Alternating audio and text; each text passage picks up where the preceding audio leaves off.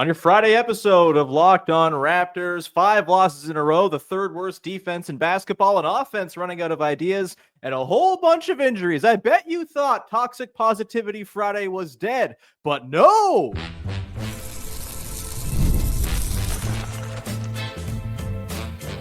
You are Locked On Raptors, your daily Toronto Raptors podcast, part of the Locked On Podcast Network, your team every day. Hey, what's going on? And welcome to another episode of Locked On Raptors, part of the Locked On Podcast Network, your team every day. It is Friday, November the 15th, and I'm your host, Sean Woodley. Been covering the Toronto Raptors now 11 seasons on various platforms. You can find all my work over on Blue Sky now. It's so nice over there. The app works and doesn't crash sometimes. It crashes a little bit, but it's a good problem to have because more people are coming. Join us over on Blue Sky where we're just talking hoops and getting posts off. It's great. You can find the show on Instagram at Locked On Raptors. You can join the Discord, link in the description of the podcast, free to do as always. And of course, you can go and check out the Locked On Raptors newsletter, which is available. The link is in the description. It's free. You get it in your inbox every single day, 5 days a week of writing from me, 4 days a week of writing from today's guest. You get Michael Shearer once a week talking with his beautiful basketball poetry prose. You got Josh Lloyd and fantasy advice. No reason not to go and subscribe. Again, link in the description. Please go and do that. It's much appreciated. Now I'm done shilling. Today's show is brought to you by our friends at FanDuel. New customers can bet $5 and get $150 in bonus bets if you win that first $5 bet. Visit FanDuel.com to get started. And we'll get started here on a Toxic Positivity Friday. Yes, the bit is still going in the face of extremely long odds, but we're going to keep it up here and talk about the things that are good about the Toronto Raptors right now. We're putting the blinders on to all that is bad, all the negativity, all the injuries, all the losses and back cuts that are causing them to be a really bad defense. Doesn't matter here today, baby. And joining me to talk positively and toxically about your Toronto Raptors is the wonderful Katie Heindl from the Locked On newsletters and basketball feelings and all that. Katie, how the hell are you? What's up? That's the best possible way to start a Toxic Positivity Friday is a 25-year-old Bud commercial. Hell yeah. Look, the bit still goes. If you've got friends and you're doing that bit, respect. Mm-hmm. Especially, like catching someone by surprise as you just did right now. That one's forever going to be one you can bust out and get a good audience pop from, I think. Yes. Yeah.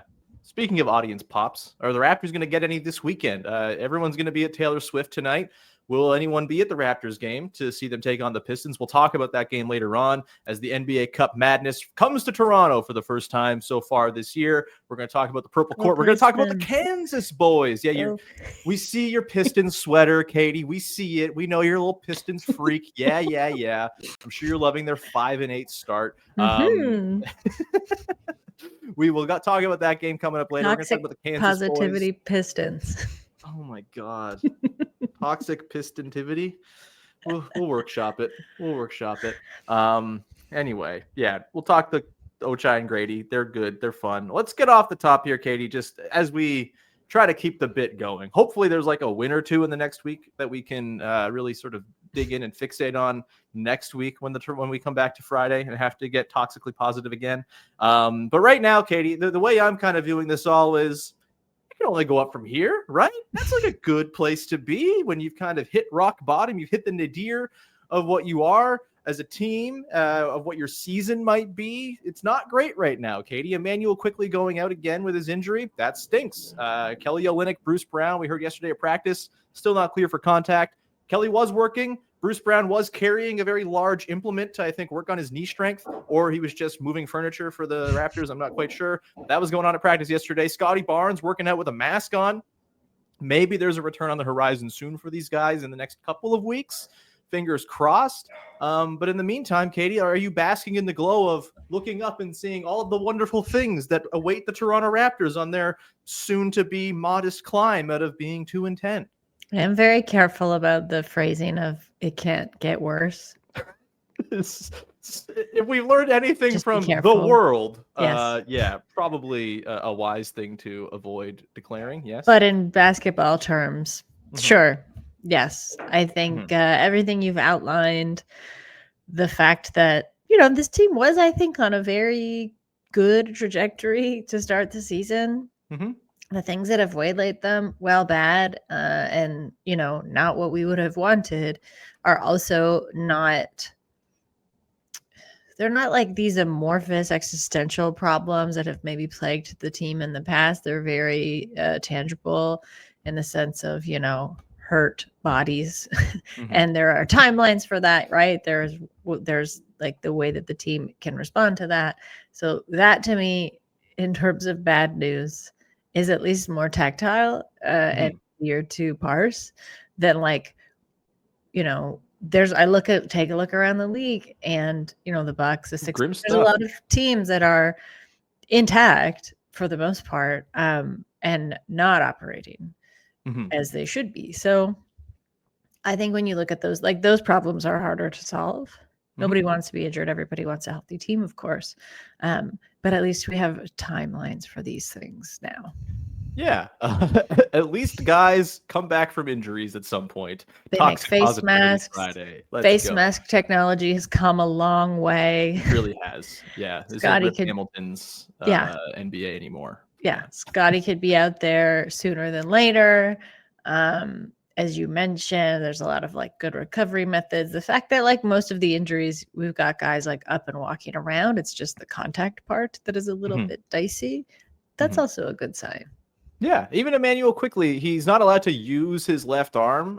He was at practice yesterday, just kind of like arm hanging and working on his right hand. That's great. It'll be a while, I think, till we see him probably. But yeah, these other guys, Kelly Olynyk was like moving and taking shots. That is stuff you want to see. Again, still waiting for contact, but hopefully that comes time. Are we all looking for contact in some way, Katie? Not as much as Kelly needs to be equipped for. It's true. But yeah, that's a nice way to put it. Right. I think, Katie, the nice thing about watching this team, I mean, you kind of, again, compare it to other situations around the league. And, the Raptors are not the only team that's largely in the infirmary. I think of like the Pelicans, for example. They have all of their players out, and theirs is also twinged with a little bit of existential dread because of the whole, can we build a Zion-based team? Does our entire direction have to change? Now, the Raptors aren't facing that. Obviously, it'd be great to be getting some time here with Barrett and Barnes and Quickley and actually seeing what they look like with this version of Gradey Dick, in particular, to sort of see what the upside is, what they're capable of, what kind of talent might be needed around them. Is there one of those three guys have to be the one that you kind of swap out? Like, this is what this year is supposed to be about. We're delayed in getting that, but I don't think this sort of rash of injuries is twinged with the same sort of doomerism that I think you're seeing from a lot of Pelicans fans, where it's like, oh, this just might be the end, and it's kind of the beginning of it, and there's nothing to help us get out of it unless we get a good high pick. Which, of course, that's the other thing here too, Katie, is if you're really a little lottery sicko, college basketball has started. You can watch Cooper Flagg play basketball now. VJ Edgecombe is dunking on people. That's fun. Are you allowing yourself to get excited about the prospect of adding a high pick to this team just yet? I know there's lots of people whose entire personality is tank memes. I'm not one of those people. I do think it's offering a little bit of solace to me, though, even as someone who thinks the draft is kind of unknowable voodoo and it's all very luck based and you never know. The best projected prospects sometimes just don't pan out the way you thought because they're 17-year-olds, and projecting 17-year-olds is very hard. But are you allowing yourself to sort of let that twinge of optimism from, high pick, kind of filter into the way you're viewing the current situation as well?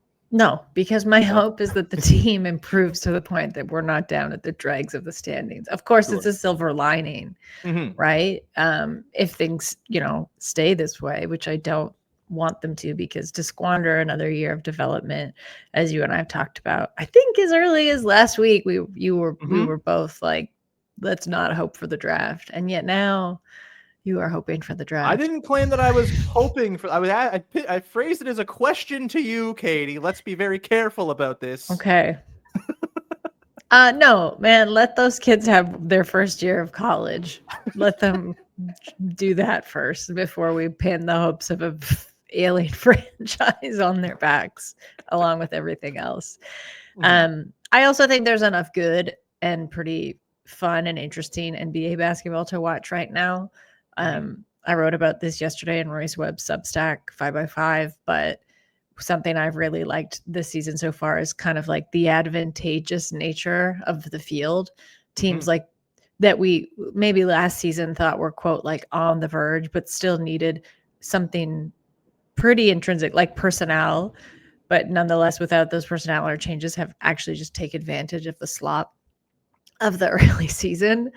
So like I look at a team like the Rockets, who didn't actually make that many changes over the summer, and how well they're doing. And like, these are the things that it's like, they can't last, which is also leads me back to thinking about where the Raptors are currently, way down at the bottom of the standings. Like bad times don't last, and good times also change. So yeah, it's all fluid. Let's take that approach. It's just fluid. I think go with the flow. Very well put, Katie. I also think like watching this is way better than watching whatever was at the back part of last season, right? Where there was like no real discernible hope. The whole like convey or not convey the pick thing. You know how awesome it is that we don't have to think about that this year, Katie? Like if we're talking about draft pick stuff, like we can just let that take care of itself. They'll get the pick they get and it's fine. Don't hinge your hopes too highly on any of it, but they're going to not be in sort of peril of losing their pick or keeping the pick if you don't want them to keep it. That's a big bonus to all this as well. And players on this team, Katie, are doing things that look like they might actually mean something for winning basketball someday, which was not the case with the Malik Williams era of the Toronto Raptors. We're going to get into two guys who I think, despite all the bad going on, have been awesome and maybe will be even more awesome when there's more good players around them. Ochai Agbaji, Gradey Dick. We're talking about the Kansas boys coming up in just 1 sec on Toxic Positivity Friday. Today's show is sponsored by Robinhood. With Robinhood Gold, you don't need a silver spoon to eat up the financial favors of the 1%. Robinhood Gold allows you to get the rates and perks usually reserved for the high society. Now, the resourceful individual with Robinhood Gold can earn the very liberal rate of 4.25% APY on uninvested cash and be rewarded with a handsome 3% retirement boost on IRA contributions. Robinhood Gold provides the privileges of a high net worth for any net worth. These generous benefits are now available for only $5 a month. The new gold standard is here with Robinhood Gold. Sign up at robinhood.com/gold. Terms apply. For product-specific disclosures, visit robinhood.com/gold. Investing involves risk. Rate may change. Gold membership is offered by Robinhood Gold, LLC. Back at it here with Katie Heindl here on your Friday edition of the show, a toxically positive Friday of the show, of course, as we talk only about the things that are making us happy with Toronto Raptors basketball. Katie, Ochai Agbaji, and Gradey Dick are making me very happy. Onlooker of Toronto Raptors basketball, even as things don't go well, these two guys just keep chugging along. Ochai can't miss a corner three to save his life. Gradey Dick is getting a career high a week at this point. That's been super fun. This is clearly like these two guys and, sort of in the grand scheme of NBA players, neither of them are going to win most improved player probably because like they're not the types of guys who usually win this award. It's usually like all-star guys or guys who become all-stars from not being all-stars. I don't think either of these guys are going to do that. But if you're just looking at performance from last season versus what guys are doing this year, I think there's a very real case that Gradey Dick and Ochai Agbaji are both like top 5 most improved players in the league so far, and maybe even higher than that. It's been kind of ridiculous to see the stark difference between what they were doing last year versus this year. How have you been enjoying the Kansas boys and their year so far with Toronto, both taking pretty substantial steps towards being like full-time good NBA rotation players, which I'm not sure we would have had on the bingo card for both of these guys to be doing it coming into the year. Yeah, I'm liking it a lot. I think, as far as silver linings go, at least it's a pretty dynamic one. It's a lot of fun to watch. I think they've attributed to the fact that a lot of on what was a pretty tough road trip, these losses were close. I don't like weigh the losses on them fully. Some of it has to do with inexperience and youth, but and just learning how to close games.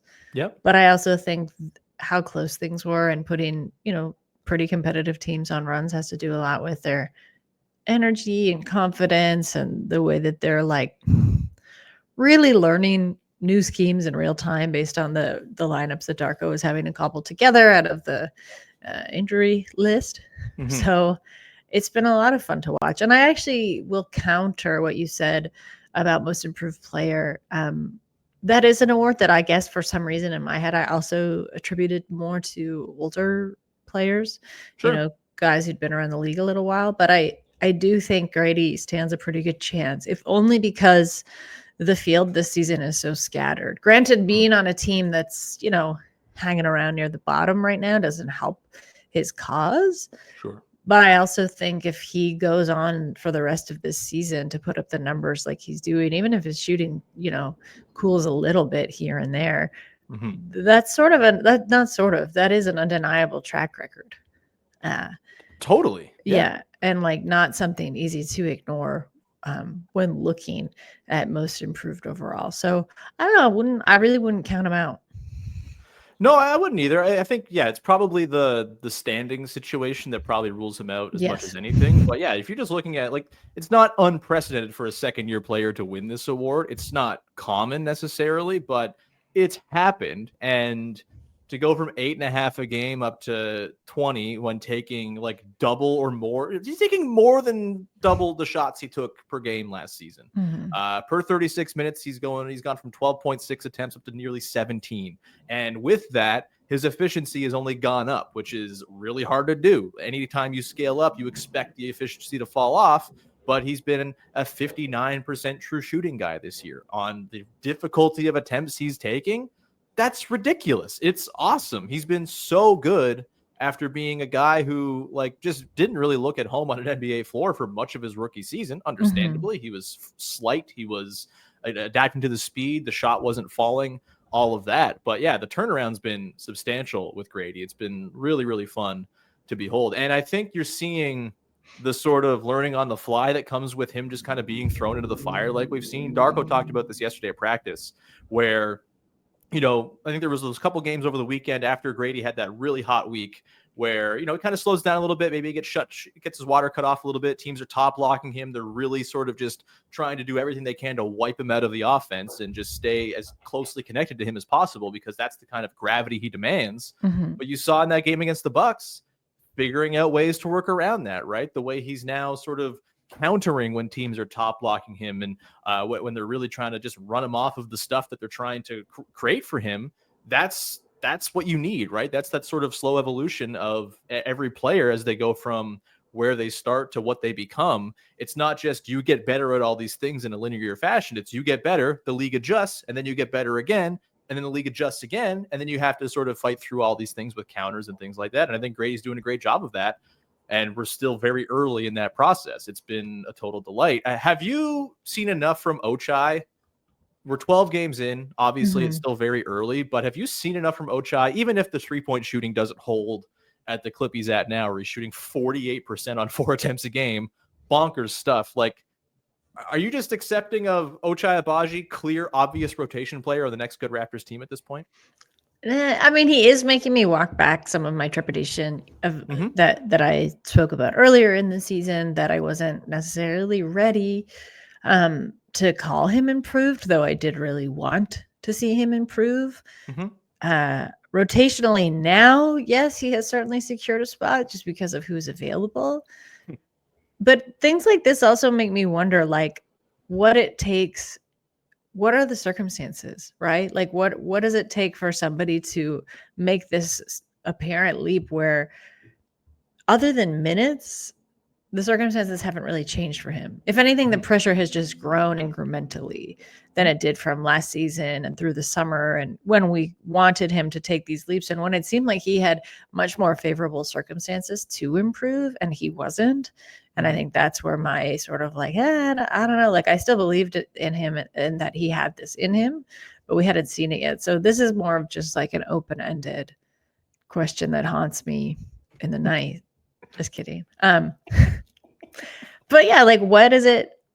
It just seems so ephemeral sometimes as to why these jumps happen when they do. Because again, usually the inversion, when the pressure is on like this, usually the opposite happens. Yeah. So if only for effort and what he's shown and his ability to really like step into a role as the team needs him to, yes, I think he's certainly deserving of more minutes. And I mean, he's going to get these minutes regardless. Totally. I hope it lasts. I guess that's the questioning part of like when your sort of starting personnel come back and the team looks more fully formed in what it's supposed to be. How then do you fit or scale back or adjust your role to be as good as you have been, but where your team needs you to be? Yeah.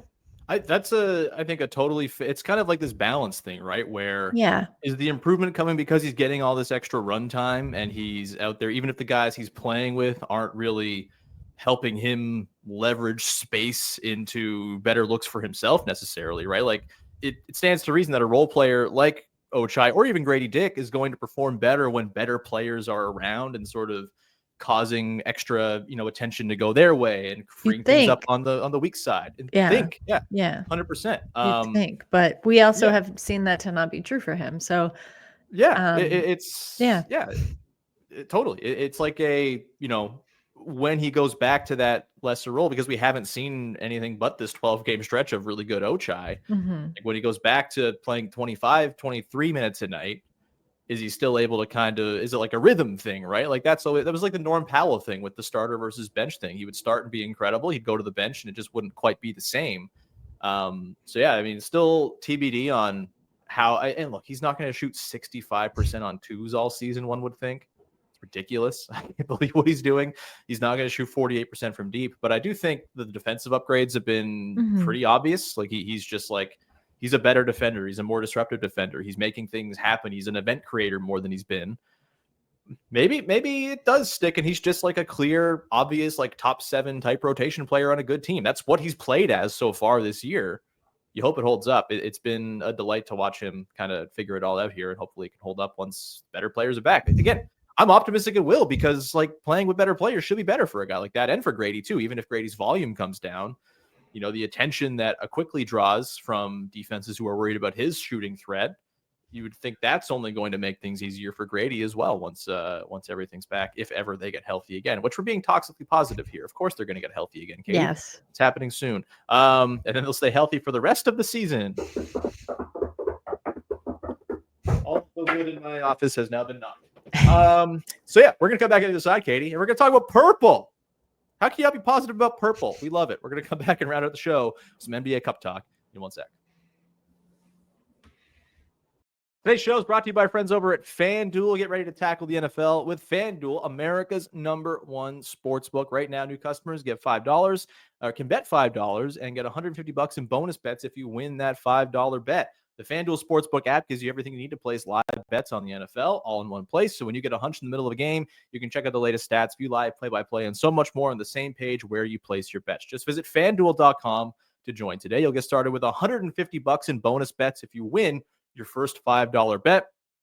It's not just the NFL, of course. If you're an NBA fan, a hockey fan, you want to put some money down on MLB free agency futures. Where will Juan Soto wind up?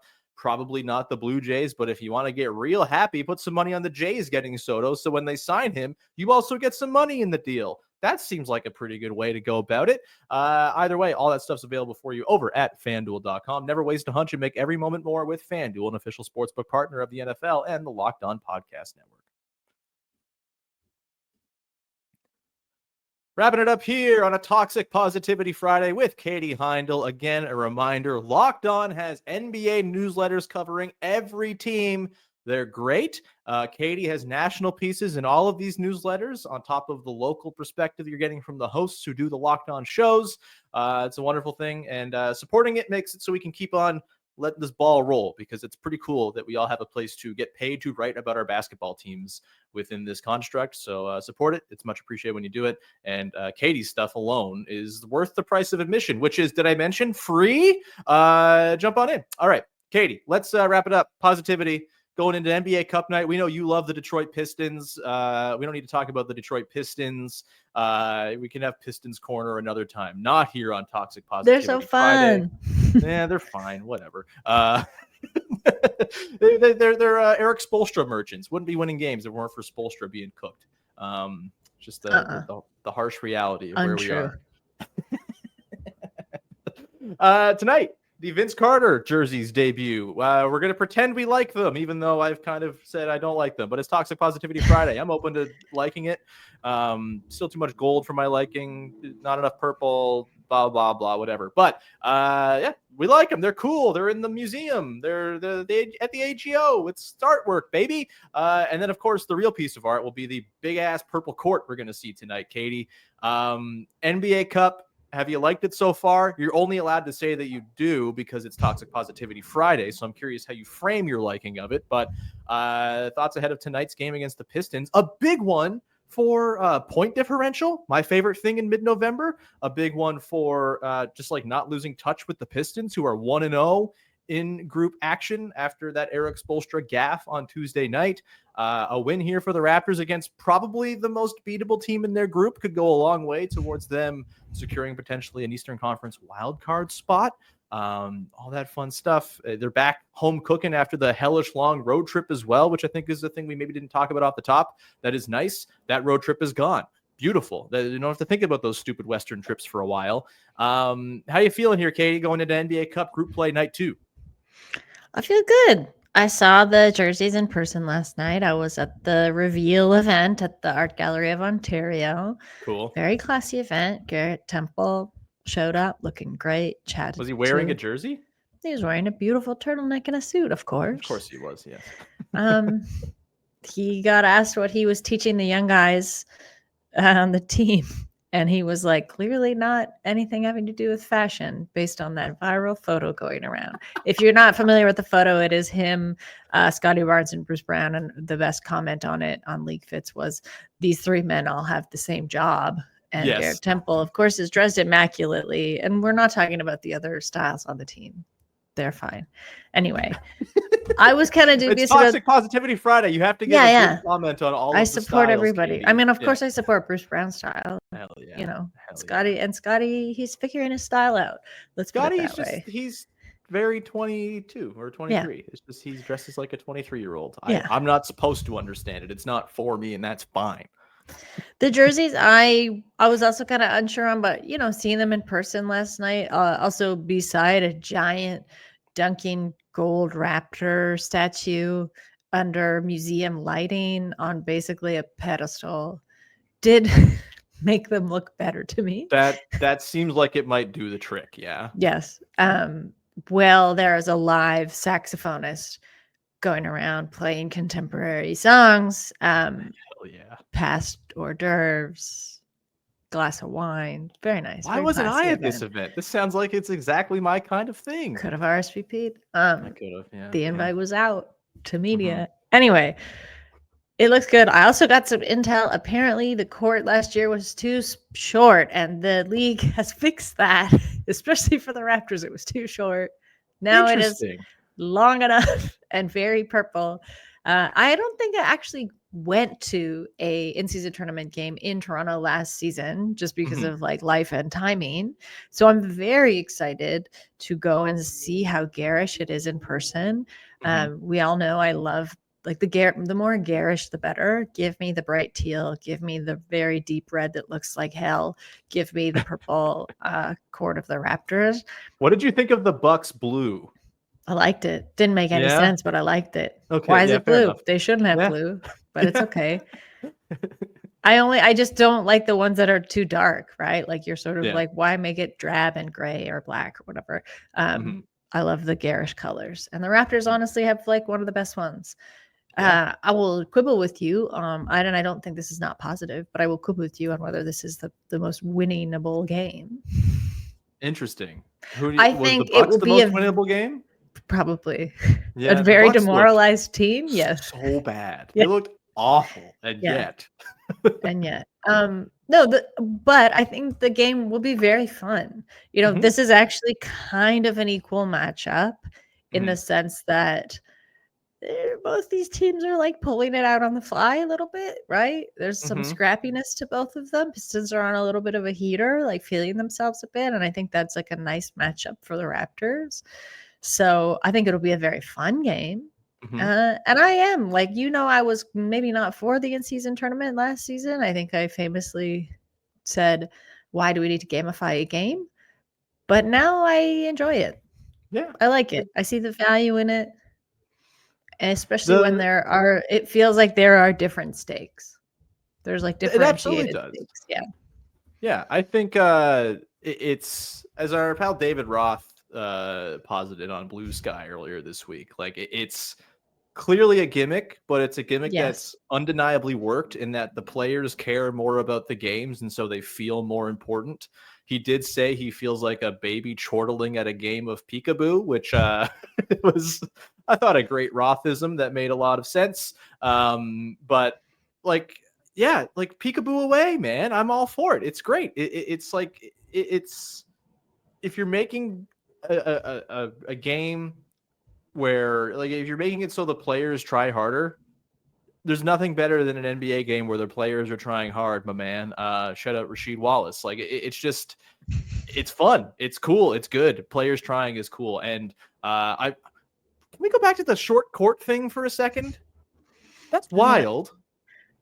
I think, and I don't feel like I'm the first one to disclose this part of it, but like there were problems with the court last season, not just for the Raptors, like widely. Slippery. They're slippy. Yeah, like people slip and sliding on them. Not great when we have this uptick in early season injuries around the league. Not what you want.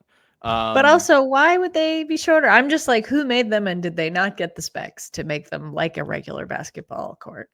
Yeah. Well, here's my question to you, Katie. I know you don't like baseball, but one of the sort of charming things about baseball is every field has different sizes. Dimensions. Yes. Would you be open to NBA courts having just like strange obstacles or weird dimensions, or like, why is the bottom of the net, why is the bottom of the baseline curved in this gym and not in others? Is that something you're into at all? When I found that out, which was actually only recently, weirdly, it did make me like baseball more.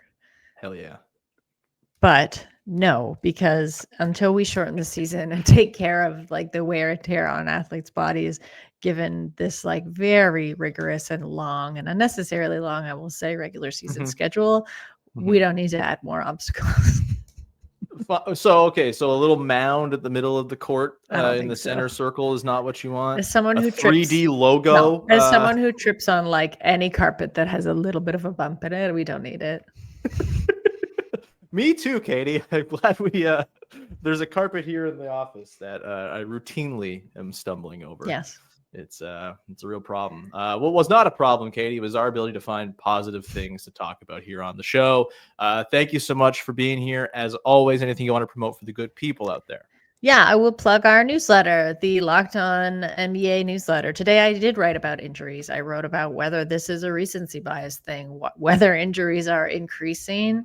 I highlighted some, like some studies that have been released so far, some opinions from people around the league that I respect, as well as highlighting some interviews I've done in the past with sports scientists about load management and what it really means, because it does tend to get thrown around when we see injuries spiking. Anyway, so you can read that in today's newsletter. And I also went on Locked On Cavs this week to talk about the Cleveland Cavaliers and whether I think that team has staying power. The answer is yes, but you should go listen to the whole episode because it was a lot of fun. Yeah, our boy Danny Cunningham, pretty recent addition to the network, doing a killer job over there. I was on a show a few weeks back as well, so you can go check that out if you're going to perusing another Locked On show. He's great. Glad to see that you were on there talking about the Cavs rock. They're so good. Cavs do rock. Very happy for them. It's Me very too. cool.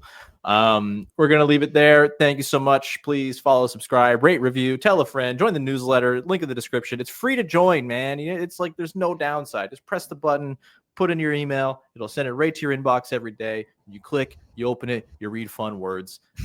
Perfect sales pitch on my end, I think. You can, of course, join the Discord, link in the description of the podcast as well. That's also free. That's where you get your mailbag questions asked, or you can ask your mailbag questions for the podcast when I do a mailbag and all that good stuff. And thanks so much for rocking with the show and all of our little tendrils we got sprouting off of it now. You're much appreciated, and we will talk to you again on Monday. Enjoy the NBA Cup tonight. Enjoy an inevitable loss to the Celtics on Saturday, and we'll talk to you soon. Thanks for hanging. Bye-bye. Oh. 2-in-a-row streak ends.